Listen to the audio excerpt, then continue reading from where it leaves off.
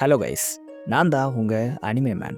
Pain ஒட்டுமொத்த கோனஹாக்கும் நலங்கு வச்சிருப்பாரு. அதை பற்றி உங்கள் எல்லாருக்குமே தெரியும்.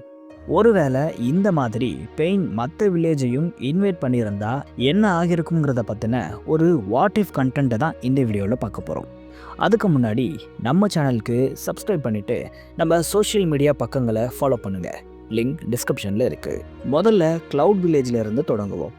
பி, ஃபோர்த் ரைக்காகே, டருயி, சி, சமுயி, கருயி, உமோயின்னு ஏகப்பட்ட ஸ்ட்ராங்கான ஷினோபிஸ் இந்த வில்லேஜில் இருக்காங்க. இதில் முக்கியமான சில பேரோட பவர்ஸை பார்ப்போம். கில்லர் பி ஒரு எக்ஸ்ட்ரீம்லி பவர்ஃபுல்லான ஷினோபி. இவர் ரொம்ப ஈஸியாகவே டாக்கா டீமுக்கு டஃப் கொடுத்துருப்பாரு. சின்ன வயசுல இருந்தே இவர் ரொம்ப பவர்ஃபுல்லாகவும் இருந்திருப்பார். எந்த அளவுக்குன்னா 2 மெம்பர் டீம் கம்ப்ளீட் பண்ண வேண்டிய மிஷன்ஸை இவர் ஒரே ஆளாக முடிச்சிருப்பார். அந்த அளவுக்கு இவரோட டீனேஜ்லேயே பவர்ஃபுல்லாக இருந்திருப்பார். இவரோட டேலண்ட்ஸை பார்த்து மினாட்டோவே ஜிஞ்சுர்கியாக இருக்கிறத தாண்டி கில்லர் பி ஒரு எக்ஸப்ஷனல் ஷினோபின்னு சொல்லியிருப்பார். இது மட்டும் இல்லை, வாரில் கிசாமே, டூ டெயில் பீஸ்ட்னு ஏகப்பட்ட பவர்ஃபுல்லான ஷினோபிஸை இவர் ஃபேஸ் பண்ணியிருப்பார். இவ்வளோ நேரம் நான் சொன்னது ஷினோபி கில்லர் பியை பற்றி தான். ஜிஞ்சுர்கி கில்லர் பியோட பவர்ஸ் இன்னமும் அதிகமாக இருக்கும். ஃபுல் டெயில் பீஸ்ட்டை கண்ட்ரோல் எடுத்த சில ஜிஞ்சுர்கிஸில் பியும் ஒருத்தர். டியூக்கியோட ஒரு ஸ்ட்ராங்கான ரிலேஷன்ஷிப்பும் இவருக்கே இருக்குது. இதனால் பியை கெஞ்சுட்ஸுவில் கேட்ச் பண்ணுறது கொஞ்சம் கஷ்டம். பியால் டெயில் பீஸ்ட்டை 2 வெர்ஷன்ஸில் யூஸ் பண்ண முடியும். மல்டிபிள் டெயில் பீஸ்ட் பாமையும் இவரால் த்ரோ பண்ண முடியும். மோமோஷிகி சீரீஸில் எவ்வளோ ஈவில் அண்ட் பவர்ஃபுல்னு எல்லாருக்குமே தெரியும். அப்படிப்பட்ட மோமோஷிக்கியை கில்லர் பி ரொம்ப ஈஸியாகவே ஏமாற்றி இருப்பார். இந்த அளவுக்கு பி பவர்ஃபுல்லாகவும் இன்டெலிஜென்ட்டாகவும் இருக்கார். அடுத்து ஃபோர்த் ரைக்காகேவான ஏ, இவர்கிட்ட எனாமஸ் ஃபிசிக்கல் ஸ்ட்ரென்த் இருக்குது. வெறும் கையாலேயே வாழை உடைக்கிறது, சூசனோவையே பிரேக் பண்ணுறது, எயிட்டைல்ஸோட ஹானை சின்னாப்பின்னமாக்குறதுன்னு ரா பவர்லேயே ஏ கெத்து காட்டியிருப்பார். 9 டெயில்ஸ் சாக்ரா மோடில் இருந்த நருட்டோ ஏவோட ஒரு அட்டாக்கை பிளாக் பண்ணதுக்கே ஏதோ மலையை குடைஞ்ச மாதிரி ஒரு ஃபீலாக இருக்குன்னு சொல்லியிருப்பார். டைரக்ட் ஹிட் வாங்கினா என் கதையை முடிஞ்சிடும்னு நருட்டோவே சொல்லியிருப்பார். இது மட்டும் இல்லை, இவர்கிட்ட டியூரபிலிட்டி, பெயின் டாலரன்ஸ்னு எல்லாமே தாறுமாறாக இருக்குது. அசால்ட்டாக அவரோட கையை அவரே கட் பண்ணியிருப்பார். இவரோட சிக்னேச்சர் டெக்னிக்கான லைட்னிங் ரிலீஸ் இருக்குது. இது இவரோட ஃபிசிக்கல் ஸ்ட்ரென்த்தை மேலும் மேலும் என்ஹான்ஸ் பண்ணுமா. அப்போ இவரோட ஸ்பீட் கிட்டத்தட்ட எல்லோ ஃப்ளாஷான மினாட்டோ அளவுக்கு இருக்கும்னு சொல்லியிருக்காங்க. இவரோட ஸ்பீடை ட்ரேஸ் பண்ண ஷேரிங்கன்னே திணறும்னு சொல்லியிருக்காங்க. அப்படியே டருயி கிட்ட வருவோம். ரொம்ப ஹைலி ஸ்கில்டு ஷினோபி. இவரோட பவர்ஸை ரொம்ப ஈஸியாக சொல்கிறேன். டோபிராமா ரொம்ப கஷ்டப்பட்டு டிஃபீட் பண்ண சில்வர் அண்ட் கோல்டன் பிரதர்ஸை டருயி ஈஸியாக டிஃபீட் பண்ணியிருப்பார். சேஜ் ஆஃப் 6 பார்ட்ஸோட ட்ரெஷர் டூல்ஸ் எவ்வளோ பவர்ஃபுல்னு எல்லாருக்குமே தெரியும். இதை அவ்வளோ சீக்கிரம் யாராலையும் வீல் பண்ணவும் முடியாது. ஆனால் அதையே அசால்ட்டாக வீல் பண்ணியிருப்பார் டருயி. அதை வீல் பண்ண அப்புறம் கூட இவர்கிட்ட ஏகப்பட்ட சாக்ரா இருக்கும். அந்தளவுக்கு சாக்ரா ரிசோர்ஸும் இவர்கிட்ட அதிகமாகவே இருக்குது. இது எல்லாத்தையும் தாண்டி ரொம்ப டேஞ்சரஸான மூவான பிளாக் லைட்னிங்கை இவர் பொசஸ் பண்ணுறாரு. அப்போ இவர் எவ்வளோ ஸ்ட்ராங்காக இருக்காருன்னு பார்த்துக்கோங்க. இதை தாண்டி சி, சமுயி, கருயி, உமோயின்னு சில ஷினோபிஸும் இருக்காங்க. ஆனால் இவங்க எல்லாரையும் பார்த்துட்டு இருந்தால் கண்டென்ட்டே மாறிடும். அதனால் இதோட ஸ்டாப் பண்ணிடுவோம். இப்போது க்ளவுட் வில்லேஜை பெயின் இன்வைட் பண்ணால் என்ன ஆகும்னு பார்ப்போம். இதில் மற்ற அக்காட்சுக்கி மெம்பர்ஸை நான் கொண்டு வரல, ஏன்னா அவங்கெல்லாம் பெயின் இன்வேஷன் அப்போது இல்லை. ஸோ 6 பார்ட்ஸ் ஆஃப் பெயினை மட்டும் கணக்கு பண்ணால் கண்டிப்பாக ஹிடன் க்ளவுட் வில்லேஜுக்கு தான் அப்பர் ஹேண்ட் இருக்குது.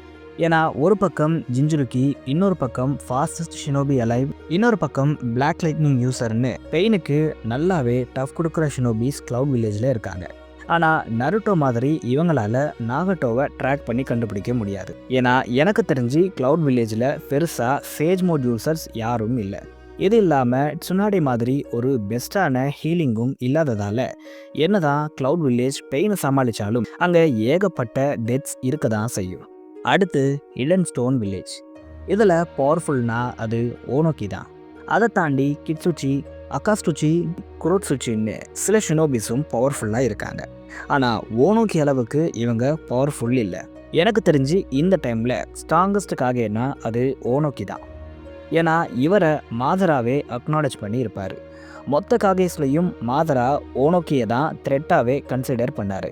பேக் பெயினை வச்சுக்கிட்டே ஓனோக்கி பல அக்காம்ப்ளிஷ்மெண்ட்டை வாரில் பண்ணியிருப்பார். ஓனோக்கியால் எர்த், ஃபயர், விண்ட், லைட்னிங், ஏங் ரிலீஸை பண்ண முடியும். இதில் சிலதை கம்பைன் பண்ணி லாவா ரிலீஸையும் இவர் பண்ணியிருப்பார்.